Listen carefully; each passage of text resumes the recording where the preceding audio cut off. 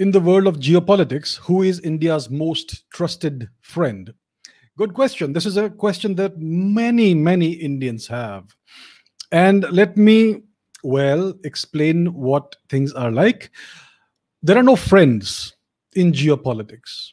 There are no friends, there are no enemies.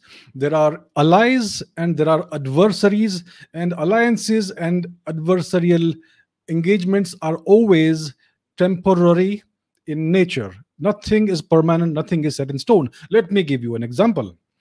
For the past 2,500 years, ever since China became, well, ever since China emerged as a civilization 2,500 years ago, all this time, India and China have never had an adversarial relationship. Never in the past 2,500 years. It's only after the Chinese Communist Party under Mao Zedong came to power in the 1950s or thereabouts that India and China became adversaries. The adversarial relationship happened because of Chinese actions. It started with the conquest of Tibet, the illegal annexation of Tibet, and then they started having designs on further Indian territory. So this is the first time in 2.5 millennia that India and China have become an adversarial relationship. So for the longest time, India and China were very good, not neighbors, because Tibet was always the common neighbor. But now you have this situation. Let's take another example, India and Russia.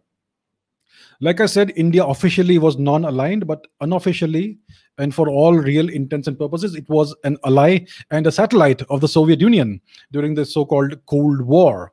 Now, after the Cold War ended, after the USSR disintegrated, a new republic was born, Russia, the Russian Russian Republic.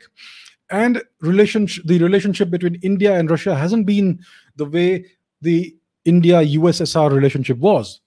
This relationship is not black and white. It's not straightforward. It is not a straightforward relationship. It is complicated, as we know. Russia is currently engaged in various other relationships with countries such as China and Pakistan, which India would never have expected if it was the Cold War.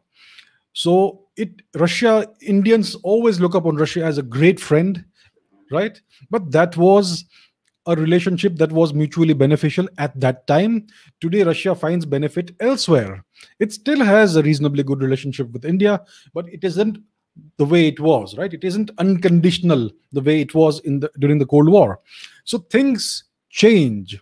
Before 1947, there was no Pakistan, so we did not have any issue on the western border. Today, we have this issue because this new temporary nation exists there currently, and so on and so forth. So there are no friends. Okay, once again, we talk about Israel, and Indians love Israel. Israel is our bosom buddy, our great friend. India and Israel have shared interests, and that is why the relationship is so good. India and Israel are in some ways in a very similar position, in a very similar situation. So that is why the interests of these two nations converge to a great deal, and that is why there is such a great amount of cooperation between the two nations. Things can change in the future, right? So there is nothing permanent in geopolitics. There are no friends or enemies. There are temporary alliances and temporary adversarial relationships. If we understand this, then we will be able to see the world for what it really is. It is a transient place. In geopolitics, the smallest unit of time is the decade. Nothing happens year after year. Okay, if you want to see change on the geopolitical level, you have to see it decade by decade. And if you see it that way, then you will see how the alliances and even borders change from time to time. So that is the lens through which we must look upon geopolitics.